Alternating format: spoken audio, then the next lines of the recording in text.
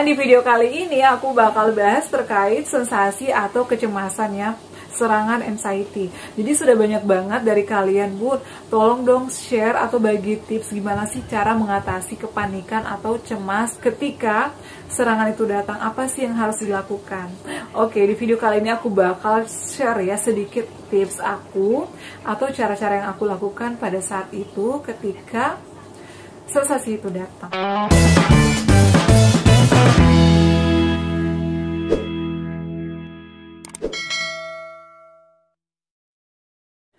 Assalamualaikum warahmatullahi wabarakatuh. Halo semuanya, selamat datang kembali di channel aku, Adeva dan Bunda. Apa kabar nih? Semoga semuanya sehat selalu ya. Di video kali ini aku bakal menjawab pertanyaan kalian ya. Dan ini requestan sudah puluhan orang ya, bahkan sampai ratusan orang yang request. Nggak dari YouTube doang, dari Instagram, kemudian WA dan juga TikTok. Sudah banyak banget yang nge-DM aku juga, Bun tolong dong beri tips atau tolong dong Bun bagi tips gimana sih cara mengatasi kecemasan. Dan juga ada yang komentar, Bun aku itu udah nggak ada sensasi di perut tapi aku tuh masih nyolek-nyolek rasa kecemasan. Masih banyak banget sensasi ketakutan, cemas, pokoknya pikirannya itu aneh-aneh atau terbagi-bagi, kadang pikirannya ambiar. Oke teman-teman, di video kali ini aku bakal bagi tips lagi, bakal bagi pengalaman aku lagi pada saat itu aku berjuang melawan asam lambung GERD anxiety. Karena memang pikiran itu sulit juga ya, atau salah satu sensasi yang sulit kita lawan kalau kita lagi berjuang melawan asam lambung GERD anxiety. Nah, jadi pada saat itu aku berjuang melawan asam lambung GERD kurang lebih 2 tahun ya. Pada saat 2019 itu aku udah mulai kena GERD, anxiety, kecemasan. Aku tuh takut ya, dengar apa aja takut ya. Dengar suara pintu takut, dengar suara kucing takut. Pokoknya kalau misalnya aku dengar suara kucing nih, aduh itu pertanda apa ya? Kadang kayak gitu, mungkin kalian juga ngalamin ya. Kemudian dengar ambulans, dengar berita duka, pokoknya semuanya itu takut banget. Pikiran itu selalu dikait-kaitkan dengan apa yang kita alami, apa yang kita rasakan. Aduh kenapa ya? Kadang aku tuh bingung, aku kenapa ya? Kadang aku sampai ngaca sendiri. Kenapa ya aku jadi kayak gini? Aku kangen, aku yang dulu gitu loh.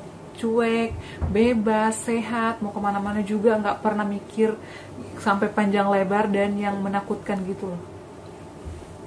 Tapi lama-kelamaan aku menemukan solusinya karena aku juga ada beberapa orang teman aku yang terkena GERD anxiety. Makanya aku selalu berbagi ke mereka, aku selalu nanya-nanya ke mereka, dan alhamdulillah saat ini juga mereka sudah sembuh total, sudah aktivitas normal, sudah makan normal, tapi ya tentunya masih mengurangi beberapa pantangannya. Nah jadi pada saat itu hal-hal yang aku lakukan, yang pertama itu adalah pola makan kita harus dijaga ya. Selain pikiran kita juga ya, selain sebelum masuk ke pikiran, kita wajib banget menjaga pola makan. Pola makan kita itu yang utama. Kita tuh meskipun banyak pantangan, tapi kita harus juga memperhatikan menu-menu yang apa nih yang baik buat kita ya. Harus ada nutrisinya, harus ada mineralnya, harus ada energinya, proteinnya. Pokoknya harus masuk ke dalam tubuh kita agar kita tetap semangat ya berjuang melawan penyakit asam lambung ini. Pada saat itu aku itu makan sering dengan porsi kecil. Aku makannya 3 jam sekali, bahkan pernah 2 jam sekali. Jadi dalam sehari itu kadang aku makan 5-6 kali. Pejuang asam lambung GERD pasti ini udah hal yang biasa ya, bukan hal yang aneh-aneh lagi. Nah kemudian selain dari pola makan ya, pantangannya juga dihindari. Aku juga menghindari makanan-makanan yang dilarang ya, seperti asam, pedas, kemudian kecut, kafein, kopi ya, soda. Yang paling aku hindari itu adalah kol, karena aku tuh suka banget kol, karena itu bergas dan gak cocok sama aku. Kemudian selain menghindari pantangannya, kita jangan sering-sering buka atau searching-searching apapun di internet, di googling atau dimanapun. Jangan sering buka-buka itu, karena itu bakal membuat kalian makin panik, bakal membuat kalian makin cemas. Itu ya, karena kita tuh misalnya kalau sakit perut sebelah nih, googling lagi, searching lagi, itu pengalaman aku. Jadi hindari, jauhin yang namanya searching apapun tentang yang kalian rasakan, karena itu akan memperburuk keadaan kalian. Dan aku buktikan sendiri, oh ya, jadi pikiran kita lebih tenang. Kemudian selanjutnya, kita harus bergabung sama orang-orang yang kita sayang, keluarga, orang-orang, pokoknya kita nggak boleh menyendiri. Apalagi kalau misalnya sensasi itu datang, jangan sendiri, ya. Jadi kamu harus lawan, harus mencari kesenangan kamu. Jangan menyendiri. Kalau misalnya kamu lagi sendiri, nonton, lakukan yang apa kamu suka, hobi kamu, misalnya hobi mancing nih, kalau misalnya hobi jahit nih, hobi buat bunga-bunga nih, ya lakukan itu. Kemudian selanjutnya aku konsumsi obat-obatan yang diresepkan dokter, ya, atau obat-obatan asam lambung. Jadi aku tuh pada saat itu nggak berani konsumsi obat-obatan sembarang, apalagi kalau misalnya udah aku coba 2 hari atau 3 hari nggak cocok, aku itu langsung stop, langsung ke dokter. Jadi kita wajib resep dokter, ya, karena dokter yang mengetahui kondisi kita, kondisi kesehatan kita, jadi dokter. Jadi kita harus konsumsi obat-obatan sesuai resep dokter. Nah, kemudian pada malam hari itu kadang sulit tidur karena sensasinya banyak. Yang aku lakukan itu adalah, yang pertama, aku dengerin YouTube sholawatan, ruqyah, aku ruqyah diri aku sendiri agar pikiran aku tenang. Kadang aku tidur malam itu dari jam 9 sampai pagi jam 4 subuh, YouTube aku itu atau nggak mati, aku nyalain ruqyah di handphone aku. Jadi aku dari malam sampai pagi aku dengerin ruqyah. Itu yang bisa menenangkan pikiran aku.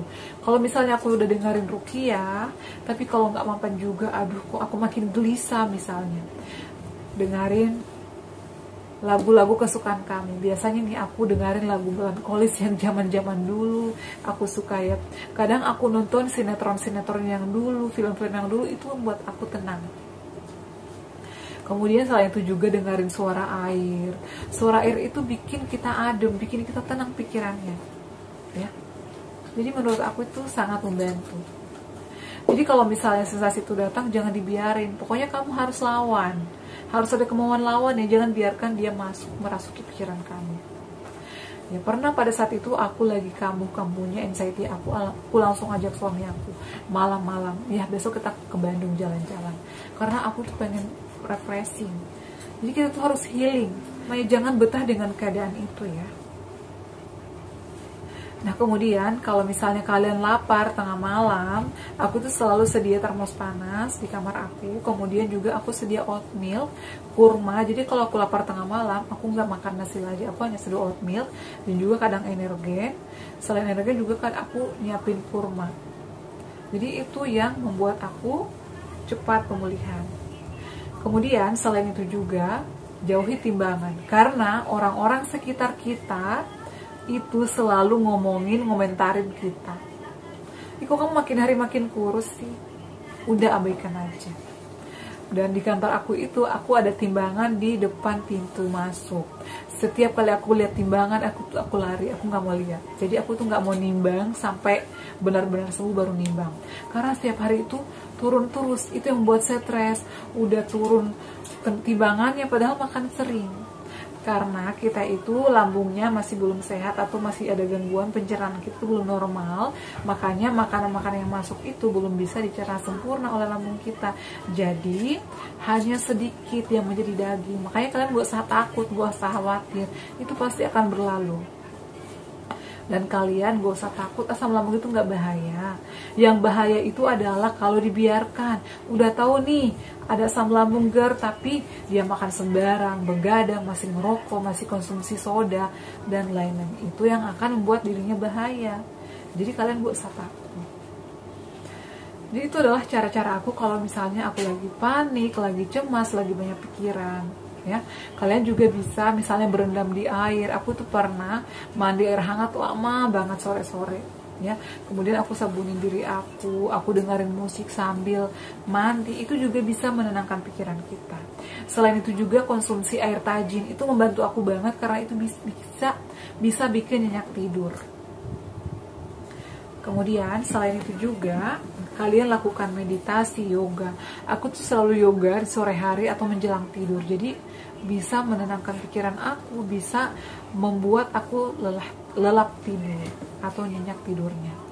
Dan juga yang masih ada sensasi-sensasi, kalau misalnya masih sering ngap, lakukan pernapasan diafragma seperti di video aku. Jadi tarik nafas dari hidung, ditahan beberapa detik di perut, kemudian dikeluarkan melalui mulut seperti ini. Jadi biarkan perutnya itu kayak menggembung gitu, terus dikeluarin melalui mulut. Jadi seperti itu ya, kalau misalnya kalian lagi ada sensasi kecemasan nih, bergabung sama keluarga ya, lakukan yang membuat kalian happy, nonton ya, atau misalnya jalan-jalan. Pernah aku langsung ke Dufan pada saat itu, lagi ada sensasi, aku langsung ke Dufan pada saat itu juga.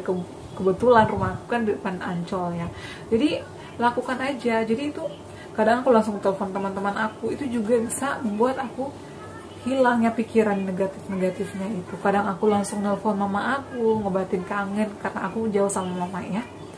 Itu adalah hal-hal yang aku lakukan. Kalian gak usah takut, itu hanya sensasi, hanya perasaan kita aja yang terganggu, batin kita tuh lagi terganggu. Jadi cara-caranya itu ya harus menjaga 3P ya, menerapkan pola hidup sehat tentunya, jauhi pantangan-pantangannya, dan hindari searching-searching yang seperti yang aku jelaskan tadi. Dan juga kalau misalnya kalian lagi dengar kabar yang aneh-aneh, aku tuh kadang langsung mengalihkan pikiran aku, langsung misalnya nonton YouTube kesukaan aku, langsung dengerin lagu-lagu. Jadi aku kadang langsung pasang headset. Makanya dulu tuh aku kemana-mana bawa headset sendiri. Oke ya teman-teman, kalian pasti bisa ya. Aku sembuh, aku bisa, kalian juga pasti bisa dong ya. Semangat ya, asam lambung itu gak bahaya, pasti sembuh ya. Sudah banyak kok motivator-motivator yang udah sembuh. Teman-teman aku juga udah pada sembuh semuanya. Kalian juga pasti sembuh, pasti bisa makan normal lagi, bisa beraktivitas normal lagi seperti sedia kala. Oke teman-teman, cukup sekian share aku kali ini. Nanti jika misalnya masih ada yang kurang jelas, nanti aku buatkan lagi videonya. Silahkan komentar di bawah ini. Jangan lupa ya untuk terus dukung channel aku dengan cara like, comment, share, dan subscribe. Assalamualaikum warahmatullahi wabarakatuh. Sampai ketemu lagi di video-video aku selanjutnya. Bye!